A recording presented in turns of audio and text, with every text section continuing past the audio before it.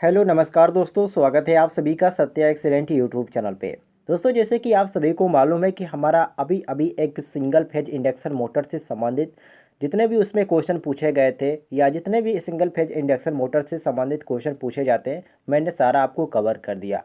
और जो last video था उसमें मैंने आप सभी से पूछा कि आप नेक्स्ट वीडियो किस टॉपिक्स पे बनाया जाए। तो बहुत सारे लोगों का कमेंट था कि सर ट्रांसफार्मर से यहाँ पर क्वेश्चन बता दीजिए। तो लेके आया हूँ आपके लिए ट्रांसफार्मर से संबंधित क्वेश्चन, जो कि बहुत ही इंपॉर्टेंट है। और ये जो क्वेश्चन है आपका टेक्निकल एग्जामों में पूछा जाता है। यदि आप किसी भी एग्जाम में जाते हैं, टेक्निकल एग्जाम में, यदि आप इलेक्ट्रीशियन ट्रेड्स हैं तो उसके लिए भी बहुत ही इंपॉर्टेंट है। और साथ साथ दोस्तों, यदि आप आईटीआई कर रहे हैं, यदि आप सेकेंड ईयर के स्टूडेंट हैं, तो आपके लिए बहुत ही बेस्ट क्वेश्चन है। तो वीडियो को आप अंत तक देखिएगा। और जो भी लोग हमारे यूट्यूब चैनल पर नए होंगे, चैनल को सब्सक्राइब कीजिएगा और साथ ही साथ घंटी वाला आइकन को दबाकर और नोटिफिकेशन पर क्लिक कीजिएगा। तो दोस्तों, आज की जो हमारी वीडियो है पहले नंबर की वीडियो है, अर्थात यहाँ पर आप देख सकते हैं पार्ट 1 मैंने पहले ही लिख दिया है। और इसमें जो आपको क्वेश्चन बताए जाएंगे फुल डिटेल्स में बताए जाएंगे, तो वीडियो को आप अंत तक जरूर देखिएगा। चलिए हम क्वेश्चन नंबर 1 से शुरू करते हैं। पहला क्वेश्चन है कि विद्युत मशीनों में लिमिटेड क्रोडो का प्रयोग निम्नलिखित घटाने के लिए किया जाता है। तो किस चीज़ को घटाने के लिए किया जाता है? तो दोस्तों, विद्युत मशीनों में लिमिटेड कोर का प्रयोग जो होता है ईडे करंट लॉस घटाने के लिए किया जाता है। और यदि पूछ दिया जाए हिस्टेरिसिस लॉसेस का, तो हिस्टेरिसिस लॉसेस का इस पर कोई भी प्रभाव नहीं पड़ता है, अर्थात इसमें मशीनों का कोई भी प्रभाव नहीं पड़ता है।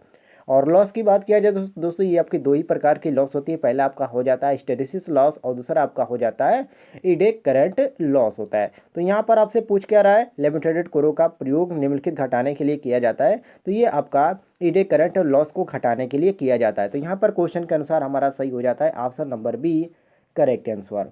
अगर दोस्तों इसका यदि आपसे सूत्र पूछ दिया जाए कि इसका सूत्र क्या होता है, तो इसका सूत्र होता है W E proportional to B base M square F square T square भी होता है। और यदि पूछ दिया जाए कि इसमें बी एम क्या है, तो बी एम आपका अधिकतम फ्लक्स घनत्व होता है, अब एफ इसकी आवृत्ति होती है और भी आपका आयतन होता है और टी लिमिटेड कोर की मोटाई होती है। तो इस तरह आप आसानी से याद कर सकते हैं। चलिए हम बढ़ते हैं नेक्स्ट क्वेश्चन पे। तो यहाँ पर हमारा कौन सा ऑप्शन सही हो जाता है? तो यहाँ पर हमारा option number B correct answer हो जाता है। आगे बढ़ते हैं दोस्तों क्वेश्चन नंबर 2 पे। कह रहा है क्वेश्चन की प्रतिशत वोल्टेजता नियमन खाली स्थान गुणे 100, जहाँ भी एन एल बराबर नो लोड बोलता है और भी एफ एल बराबर आपका फुल लोड बोलता है। तो यहाँ पर आपसे एक सूत्र पूछ रहा है, तो ये इसी सूत्र को आपको बताना है। तो जैसे कि यहाँ पर संकेत में दे दिया गया भी एन एल और भी एफ एल। तो दोस्तों हमारा एक सूत्र होता है वी आर बराबर आपका V N L minus V F L upon V F L होता है, ठीक है, गुणित 100 होता है, ठीक है, प्रतिशत के लिए। जहाँ पर आपका भी आपका जो एन एल दिया गया ये आपका नो लोड वोल्टेज होता है और भी एफ एल होता है आपका फुल लोड वोल्टेज होता है, ठीक है। तो ये आपका एक संबंध होता है। तो यहाँ पर क्वेश्चन के अनुसार जो हमारा सही हो जाता है ऑप्शन नंबर ए हमारा करेक्ट होगा, V N L minus V F L बटे वी एफ एल। यदि प्रतिशत में पूछ दिया जाए तो गुणे हम 100 कर देते हैं। क्लियर हो गया दोस्तों? आगे बढ़ते हैं क्वेश्चन नंबर 3 पे। कह रहा है क्वेश्चन की ट्रांसफार्मर की कोर के निर्माण के लिए सबसे उपयुक्त सामग्री है, सबसे जो उपयुक्त सामग्री है वो कौन सी आती है? तो दोस्तों ट्रांसफार्मर का बात कर रहा है, तो ट्रांसफार्मर की कोर के लिए जो निर्माण में जो आपका सबसे ज़्यादा उपयुक्त जो मटेरियल होता है वो आपका cold rolled gain oriented steel का प्रयोग किया जाता है, ठीक है। और इसमें क्या होता है, तो इसमें प्रयोग से आपकी जो भावर धारा होती है, जैसे कि मैंने आपको अभी बताया ईडे करंट लॉस होता है, ये जो होता है ये ईडे करंट लॉस और हिस्टैरिसीस हानियाँ ये बहुत ही कम होती है, इसलिए इसका ज़्यादातर प्रयोग किया जाता है। और यदि पूछ दिया दोस्तों कि इसमें किसकी मिश्र धातु होती है, तो इसमें आयरन और सिलिकॉन की ज़्यादातर मिश्र धातुएं होती है। चलिए यहाँ पर हम क्वेश्चन के अनुसार कह सकते हैं कि जो हमारा यहाँ पर ऑप्शन नंबर सी दिया गया है कोल्ड रिएटेंडेंट ओरिएंटेड स्टील, तो ये आपका करेक्ट आंसर होता है, ठीक है, यहाँ पर आप देख सकते हैं। आगे बढ़ते हैं दोस्तों क्वेश्चन नंबर 4 पे। कह रहा है क्वेश्चन की ग्लास के साथ सिलिका जेल ब्रीदर फिट किया जाता है ताकि क्रिस्टल का रंग दिखाई देता रहे। क्रिस्टल जब नमी अवशोषित कर लेता है तब उसका रंग नीले से बदलकर निम्नलिखित हो जाता है। तो दोस्तों देखिए, जो आपका ब्रीदिंग होता है, ये जो ब्रीदिंग प्रक्रिया के दौरान जो आपका सिलिका जेल का रंग होता है वो आपका नीले से बदलकर पहले बैगनी और फिर क्या हो जाता है, गुलाबी हो जाता है। और गुलाबी रंग क्या प्रदर्शित करता है, तो गुलाबी रंग यह प्रदर्शित करता है कि सिलिका जेल की जो नमी है, सूखने की जो क्षमता है वो समाप्त हो गई है। और जब बदल जाता है दोस्तों, अर्थात इसे बदल कर या निकाल कर इसे हम क्या करते हैं, 150 से 200 अंश सेल्सियस तक ताप पर इसे दोबारा हम क्या करते हैं, गर्म करते हैं। ठीक है, तब इसको हम पुनः प्रयोग में लाते हैं। तो इसको भी ध्यान रखिएगा। तो यहाँ पर क्वेश्चन के अनुसार जो हमारा दिया गया ऑप्शन नंबर बी, ये हमारा बी ऑप्शन करेक्ट आंसर हो जाएगा। क्लियर हो गया दोस्तों, यहाँ पर बी ऑप्शन हमारा हो जाएगा करेक्ट आंसर। क्वेश्चन नंबर 5 पे आते हैं। कह रहा है क्वेश्चन कि करंट ट्रांसफार्मर, मतलब कि सिटी ट्रांसफार्मर के बारे में पूछ रहा है कि प्राइमरी सर्किट में जब करंट प्रवाहित हो रहा है तब सेकेंडरी परिपथ में क्या होगा। तो दोस्तों देखिए, सिटी जो आपका होता है, जिसको हम शॉर्टकट में सिटी करते हैं, इसका पूरा नाम होता है करंट ट्रांसफार्मर। और इसकी जो द्वितीयक वाइंडिंग हमेशा ये आपकी खुली रहती है। ठीक है, और इसे खुला रखना भी चाहिए। खुला रखने पर ये आपका द्वितीयक कुंडली में अति उच्च वोल्टता उत्पन्न होगी, और जो कि वहाँ पर कार्य करने वाले व्यक्ति के लिए बहुत ही घातक होती है। तो इसके साथ हम ट्रांसफार्मर का क्रोड भी अधिक संतृप्त होकर अपना चुंबकीय गुण सदैव के लिए नष्ट कर देता है। तो इसलिए इसका प्रयोग करना चाहिए। तो यहाँ पर जो हमारा करेक्ट हो जाता है ऑप्शन नंबर ए, अर्थात खुला नहीं रखना चाहिए, ये हमारा क्या हो जाता है, सही हो जाता है। तो यहाँ पर हमारा ऑप्शन नंबर जो ए दिया गया है, ये क्वेश्चन के अनुसार हमारा ए ऑप्शन करेक्ट आंसर हो जाएगा। आगे बढ़ते हैं दोस्तों नेक्स्ट क्वेश्चन पे। क्वेश्चन नंबर 6 पे कह रहा है क्वेश्चन कि वोल्ट मीटर के प्रचालन के लिए विभव ट्रांसफार्मर का प्रयोग उच्च वोल्टेज को निरापद वोल्टेज तक घटाने के लिए किया जाता है। प्राइमरी में फेरों की संख्या होती है। तो दोस्तों देखिए, विभव जो आपका ट्रांसफार्मर होता है, और विभव ट्रांसफार्मर में स्टेप डाउन ट्रांसफार्मर कहा जाता है। इसको आप ध्यान रखिएगा। ठीक है, बहुत ही इंपॉर्टेंट क्वेश्चन है, बार बार पूछा जाता है परीक्षाओं में कि जो विभव ट्रांसफार्मर है इसे किस और नाम से जाना जाता है। तो विभव ट्रांसफार्मर को हम स्टेप डाउन ट्रांसफार्मर के नाम से जाना जाता है।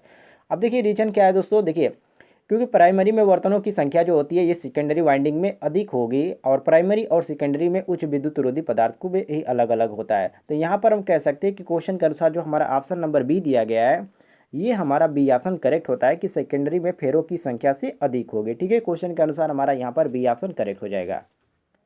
आगे बढ़ते हैं हम क्वेश्चन नंबर 7 पे। कह रहा है क्वेश्चन कि पावर ट्रांसफार्मर की लौ क्रोड में पलटन करने का प्रयोजन निम्नलिखित घटाना होता है।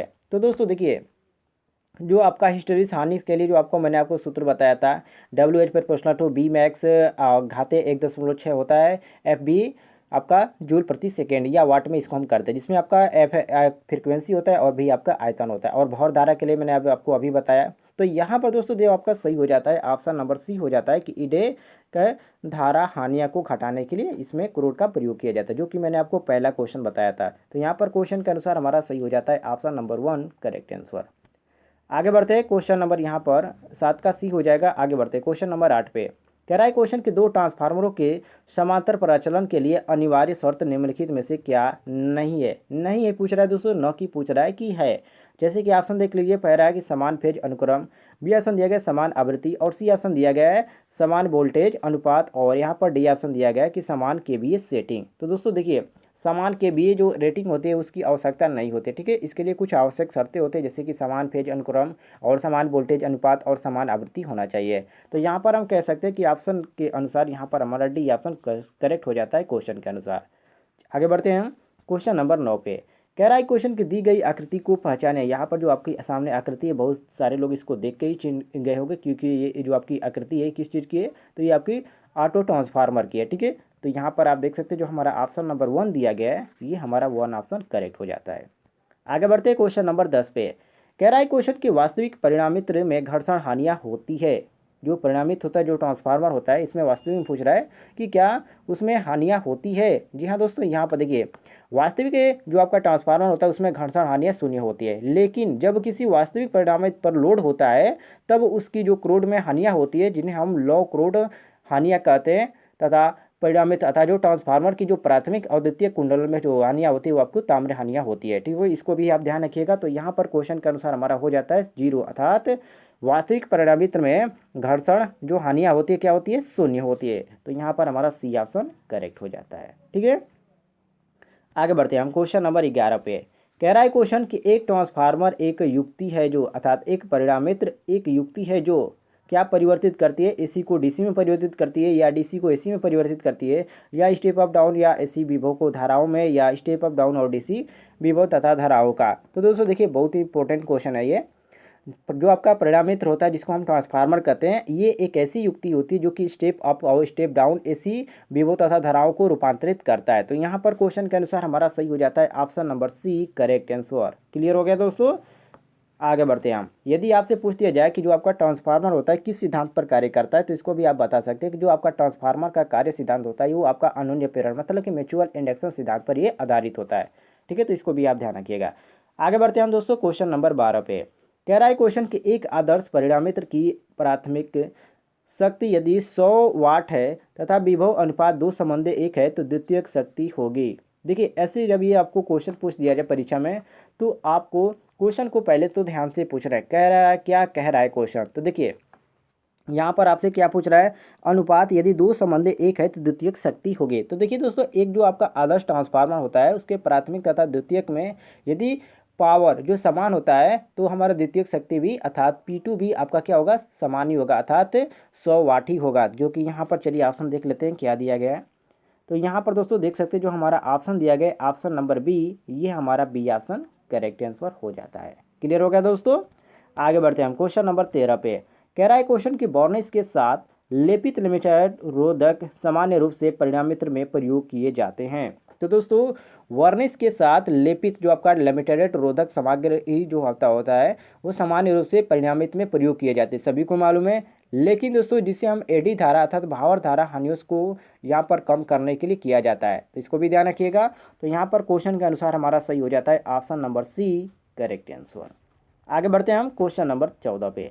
कह रहा है क्वेश्चन के विभव अर्थात विद्युत प्रेरण पर कार्य करने वाली युक्ति जो शक्ति परिवर्तन के बिना कार्य करती है तथा विभव के स्तर को चरणबद्ध कम या अधिक कर सकती है कहलाती है, वो कौन सी युक्ति कहलाती है। तो दोस्तों देखिए विद्युत प्रेरण पर कार्य करने वाली युक्ति जो शक्ति परिवर्तन के बिना कार्य करती है तथा विभव के स्तर को चरणबद्ध कम या अधिक कर सकती है वो आपकी ट्रांसफार्मर कहलाती है अर्थात परिणामित्र कहलाती है। और परिणामित्र जो होता है एक शक्ति स्थानांतरण करता है, जो कि परिणामित्र के दो विशिष्ट कुंडलन होती है जिन्हें हम प्राथमिक कुंडलन कहते हैं और दूसरी जो आपकी होती है जिसको हम सेकेंडरी वाइंडिंग अर्थात द्वितीय कुंडलन कहते हैं। तो इसको भी ध्यान रखिएगा। तो क्वेश्चन के अनुसार यहाँ पर जो सी ऑप्शन दिया गया है हमारा सी ऑप्शन करेक्ट आंसर हो जाता है। आगे बढ़ते हैं दोस्तों क्वेश्चन नंबर 15 पे।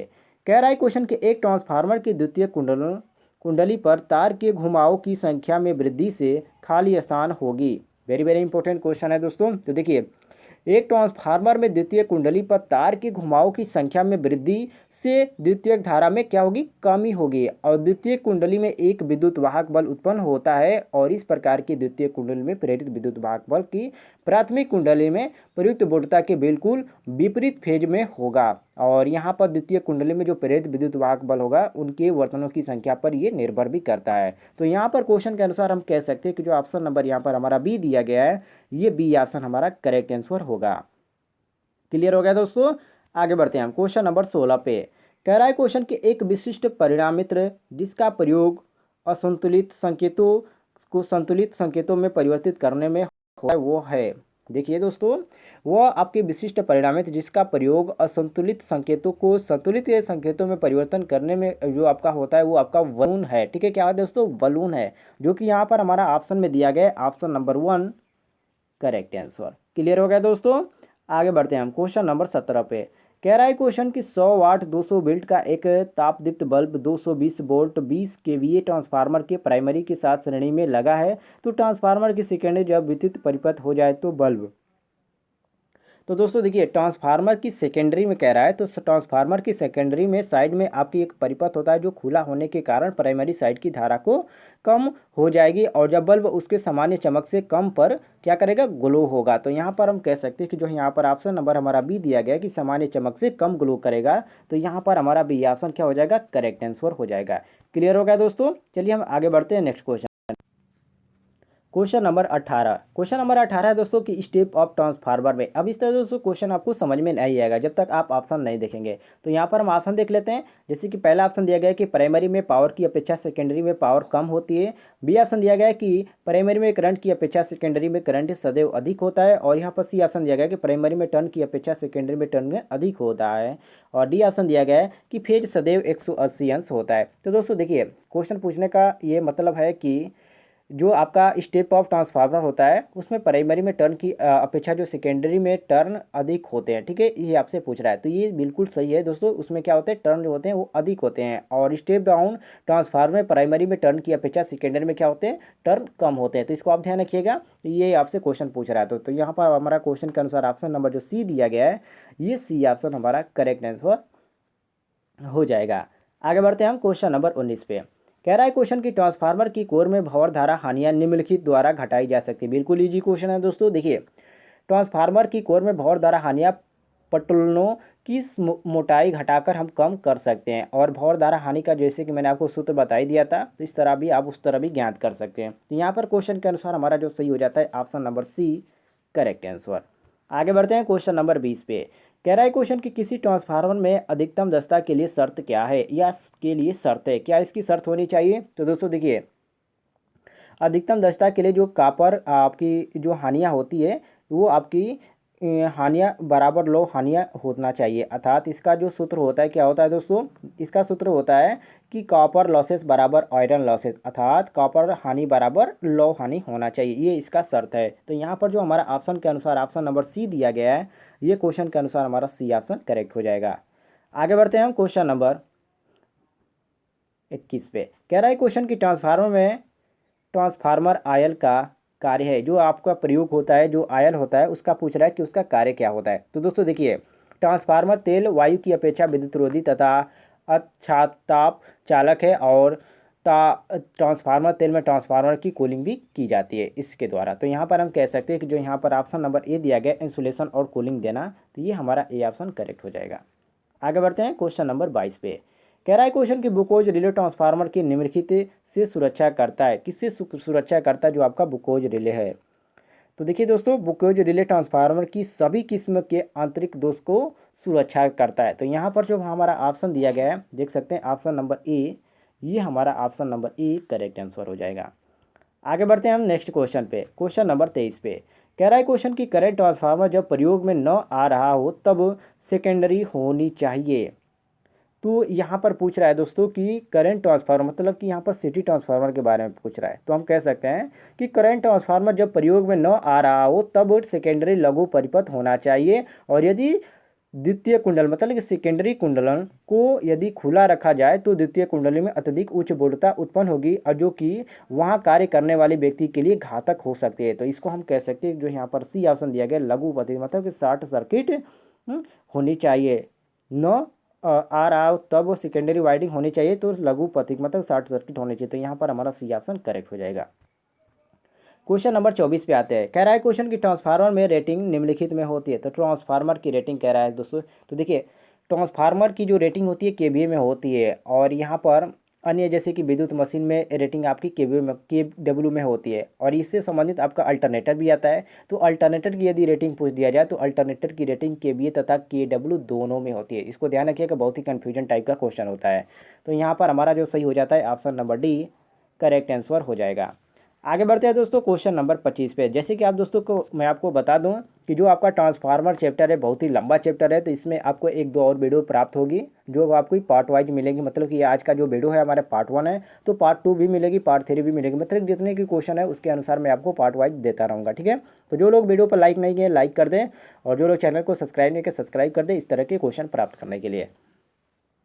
क्वेश्चन नंबर 25 से दोस्तों कि ट्रांसफार्मर की सेकेंडरी में प्रेरित विद्युत वाहक बल निम्नलिखित पर निर्भर करता है। तो ये किस पे निर्भर करता है। तो दोस्तों देखिए, ट्रांसफार्मर की सेकेंडरी में जो प्रेरित विद्युत वाहक बल होता है वो आवृत्ति फ्लक्स और सेकेंडरी में टर्नों की संख्या पर निर्भर करता है, जो कि यहाँ पर हमारा दिया गया ऑप्शन में option number D correct answer. Clear होगा दोस्तों। तो दोस्तों आज की वीडियो में है, इसमें आपको 25 क्वेश्चन कवर किए गए थे। यदि आपको वीडियो पसंद आता है तो वीडियो पर लाइक कीजिएगा और अपने दोस्तों के साथ शेयर भी कीजिएगा।